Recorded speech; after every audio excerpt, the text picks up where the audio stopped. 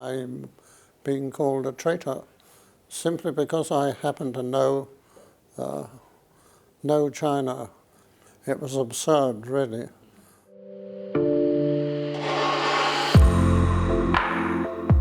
I still feel British, of course, but I'm rather like if I went to my native village, things have changed so much. When I haven't been back to England now for 2 years or so, it's a long journey to go back to England. My daughter is in Australia, and that's another long journey. The church in which I sang as a choir boy has locked its doors and is shut. And if I walk down the village street, I would be like the children in the Chinese poem, where the children see the old man walking down the street and saying, "Who is this old fellow? He speaks like one of us, but we don't know who he is." I really left my native village for the last time. In 1945, when I left, I put on my Merchant Navy uniform of the British India Steam Navigation Company and joined a steamship which sailed from London to Bombay. And when I disembarked in Bombay, I was to spend the next nearly 4 years traveling around the ports of Southeast Asia. I didn't get as far as China at that time. I came to Hong Kong in 1957. I came by air and flew into the old Kai Tak and flew on the old route down from Feng Ho San down to the runway, and the runway ran across the road, so the cars had to stop for planes to land at the old Kai Tak. After that, I met my colleagues, my future colleagues, who took me in a launch across the harbour to Hong Kong. And this was really my first entry into Hong Kong. Hong Kong was a very busy industrial city. We had a lot of industry, and a lot of industry at Chun Wan, textiles and the dyeing works and so on. Industrialists who came from Shanghai to Hong Kong to settle and to set up their business, which was very successful. And then, of course, there was the great migration of industry to southern China, southern Guangdong. Thousands of factories, work for tens of thousands of people. It was the end of the Cultural Revolution. Myself and my wife, we travelled to Beijing from London, and we were the only people from China who could visit the mainland at that time. We travelled from London to Cairo, to Rangoon, and Shanghai, and then onward to Beijing. The Minister for Sport, I was there to talk about the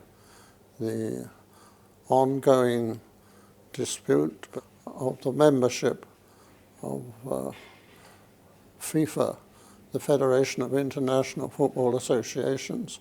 China had no representation. China was excluded from it. When I visited Beijing at that same time, Kissinger had been visiting the mainland, travelled from the mainland down to Hong Kong, and Akers-Jones travelled from London to Beijing. At that time, I was the only person who had a permit to visit the mainland, had a visa.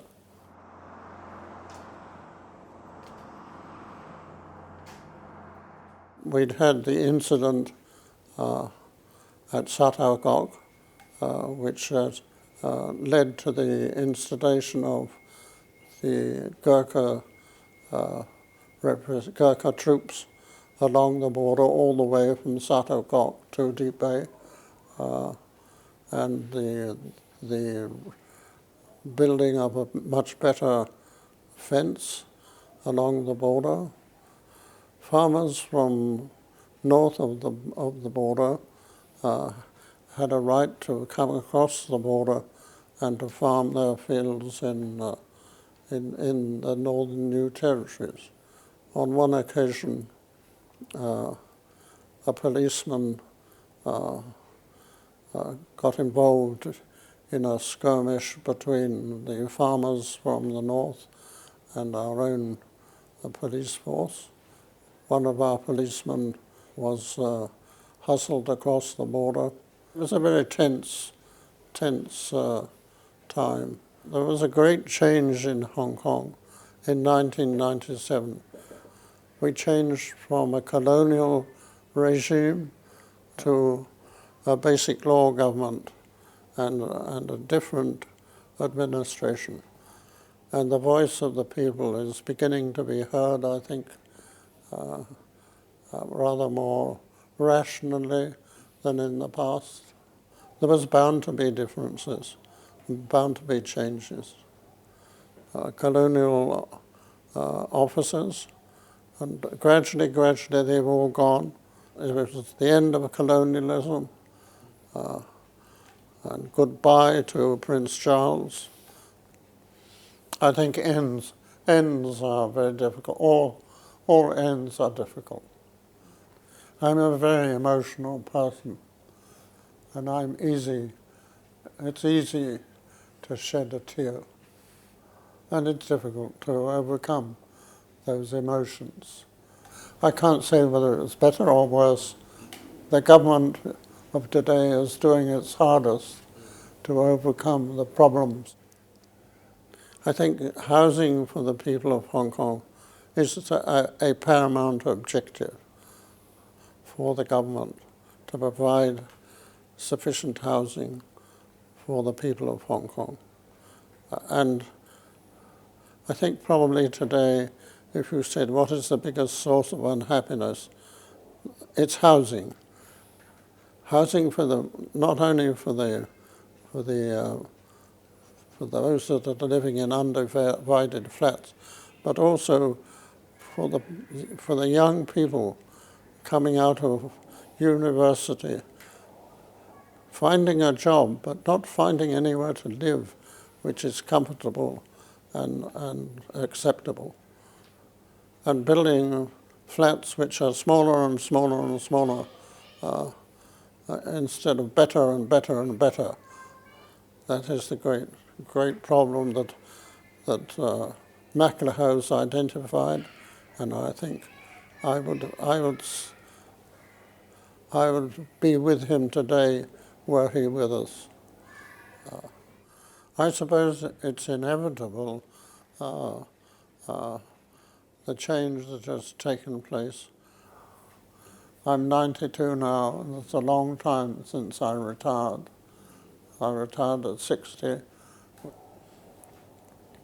Things change and we adapt to the changes that are necessary. So you can't say this was right and that was wrong. I'm very lucky since I left the government when I was 60 years, that I've been travelling all over China, and that's been a wonderful thing. I'm being called a traitor simply because I happen to know China. It was absurd, really. And it was said by people who were unaware of the political situation. knowing China and being able to interpret that activity is very important. And you can use the word traitor, if you like, to describe people who understand China.